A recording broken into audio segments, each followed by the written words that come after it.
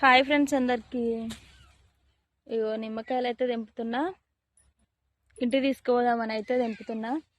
ఎప్పుడు అన్ననే తీసుకురమ్మనేది కానీ ఈరోజు నేనే కదా తోటలోకి వచ్చింది. అసలు చాలా రోజులు నిమ్మకాయలు తెంపకైతే. ఆల్రెడీ కొన్ని అయితే తెంపిన,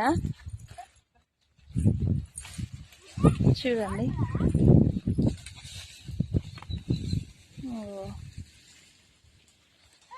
కొన్ని కాయలు అయితే తెంపిన, ఇంకా కొన్ని తెంపాలని చెప్పేసి అయితే తెంపుతున్నాం.